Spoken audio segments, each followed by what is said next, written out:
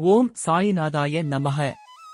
உங்கள் வாழ்வில் பதில் தேடும் எல்லா கேள்விகளுக்கும் இங்கே ஒரு பதில் உண்டு. வாழ்க்கையின் சில தருணங்களில் நாம் ஏன் தவறேதுமின்றி தண்டிக்கப்படுகிறோம் என்ற எண்ணம் நம் மனதில் எழும். அப்படி ஒருவன்தான் அருண். அருண் ஒரு 26 வயதான இளைஞன். அவன் தந்தை ராமலிங்கம் ஓய்வு பெற்ற தொழிலாளி. தாயார் லட்சுமி வீட்டு வேலை பார்த்து பிழைப்பவர். வறுமை என்பது வீட்டின் வாசல் கதவாய் இருந்தது.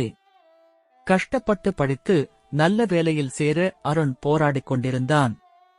பல இடங்களில் வேலை தேடினான். ஒவ்வொரு முறையும் அவனுக்கு தோல்வி மட்டுமே மிஞ்சியது.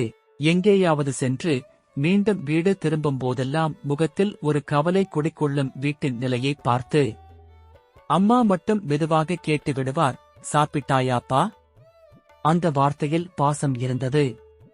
ஆனால் ஏமாற்றமும் இருந்தது. அருண் சோர்ந்து போனான். என் நண்பர்கள் எல்லாருக்கும் வேலை இருக்கு, எனக்கு மட்டும் ஏன் இந்த நிலை என்று தனிமையில் அழுதான். அவன் வீட்டில் சாய் பாபாவின் படம் இருந்தது. அன்று சாய் பாபாவையே பார்த்து கொண்டிருந்த அருண் கோபத்தில் படத்தை தூக்கி எறிய பார்த்தான்.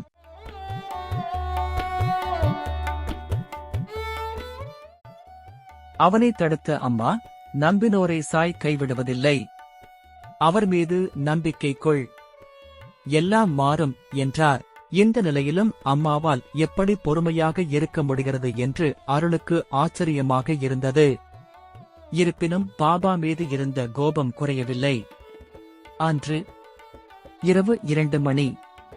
அருண் விழித்தபடி இருந்தான். தூக்கம் வரவில்லை. மூச்சு திணறும் அளவுக்கு மன அழுத்தம். அப்போது தோன்றிய காட்சி,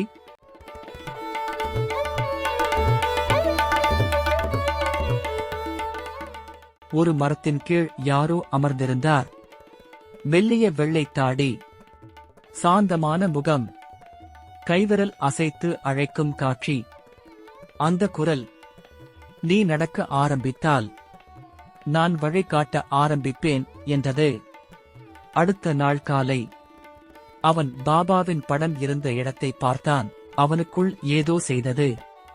இதுவரை அவன் என்றும் உணர்ந்திராத ஒரு அமைதி. அப்போது அவன் நண்பன் ஒருவன் வீட்டிற்கு வந்தான். நாளை நானும் என் அம்மாவும் ஷீரடிக்கு புறப்படுவதாக இருந்தது. ஆனால் இப்போது ஒரு அவசர வேலையாக நான் கோவை வர செல்ல வேண்டியுள்ளது. என் தாயுடன் நீ சென்று வருகிறாயா என்றான். அருணுக்கு ஆச்சரியமாக இருந்தது. ஒரு வினாடி யோசித்தான். உள்ளத்தில் ஏதோ தூண்டியது. நான் செல்கிறேன் என்றான். அந்த வார்த்தைதான் அவன் வாழ்க்கையை மாற்றப் போகிறது என்று அருணுக்கு தெரியவில்லை.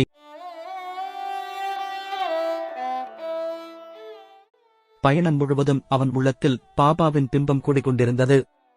கண்கள் சோகத்தில் மூழ்கியிருந்தன. மௌனமே மொழியாக இருந்தது. ஷீரடி வந்து இறங்கிய தருணம், ஷீரடியின் தெருக்களில் நடந்த ஒவ்வொரு அடியிலும் அவனுக்குள் ஓர் அமைதி ஏற்பட ஆரம்பித்தது. எதற்கோ இங்கு வந்தேன், ஆனால் மனதுக்குள் எதையோ இழந்ததை மீண்டும் வாங்க வந்த மாதிரி இருக்கிறதாக தோன்றியது அவனுக்கு.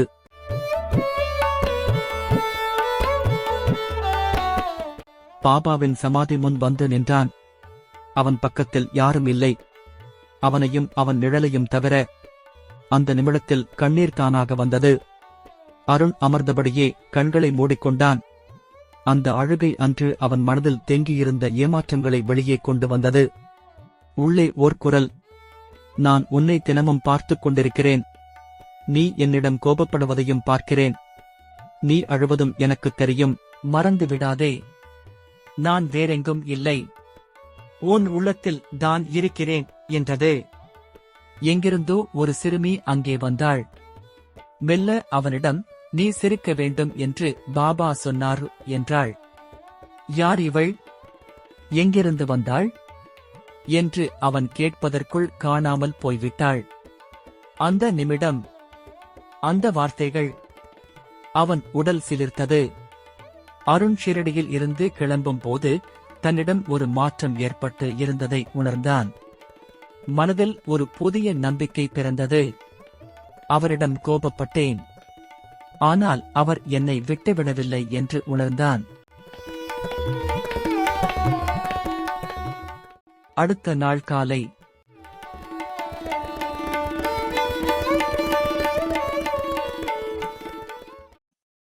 ஒரு பெரிய நிறுவனத்திலிருந்து அழைப்பு. அருண், ஒரு வேலை வாய்ப்பு உள்ளது. நேர்காணலுக்கு வர முடியுமா என்று.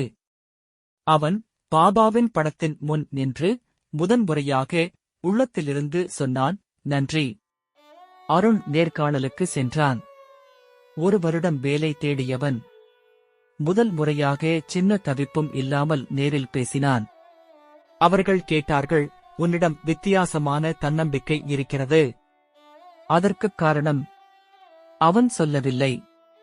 அவரது புன்னகையே பதிலாக இருந்தது. 3 நாட்களில் வேலைக்கு அவன் தேர்ந்தெடுக்கப்பட்டதாக செய்தி வந்தது. அவனது உள்ளத்தில் ஓர் அமைதி நிலவியது. இது பாபாவின் செயல் என்ற நம்பிக்கை முழுமையாக உருவானது. அவன் தாய் தந்தையிடம் வேலை கிடைத்தது என்று மகிழ்ச்சியுடன் கூறினான். நீ அன்று சொன்னது இப்போது புரிகிறது அம்மா என்றான். தாய் தந்தை இருவரும் கண்ணீர் மல்க அவனை அணைத்துக் கொண்டனர். வீட்டில் மகிழ்ச்சி குடிகொண்டது.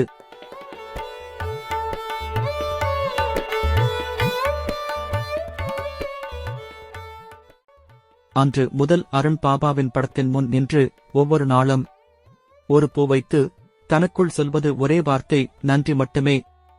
அம்மா அப்பாவின் மனதில் ஒரு நிறைவு அருண் தனக்குள் உணர்ந்தது.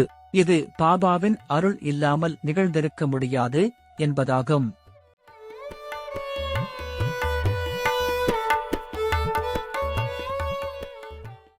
ஒருநாள் பாபா ஆலயத்தில் அமர்ந்திருந்த போது பக்கத்தில் ஒரு சிறுவன் கேட்டான், கடவுளை பார்த்திருக்கிறாயா என்று. அருண் சிரித்தான். நான் அவரை அல்ல, அவருடைய கருணையை பார்த்திருக்கிறேன். அது போதும் என்றான். அருணின் வாழ்க்கையில் அமைதி வந்தது. அவனுக்கு புரிந்தது, பாபா தன்னை நம்பினோரை ஒருபோதும் கைவிடுவதில்லை.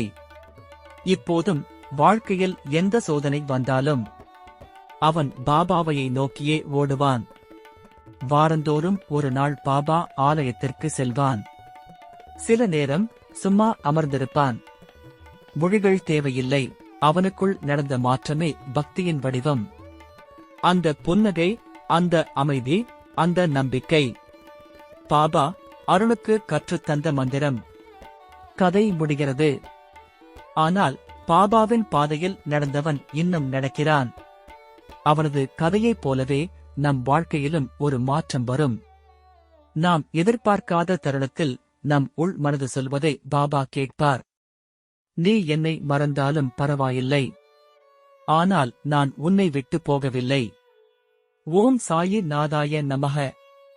இது போன்ற பல அதிசயங்களை பாபா பலர் வாழ்க்கையில் அரங்கேற்றியுள்ளார்.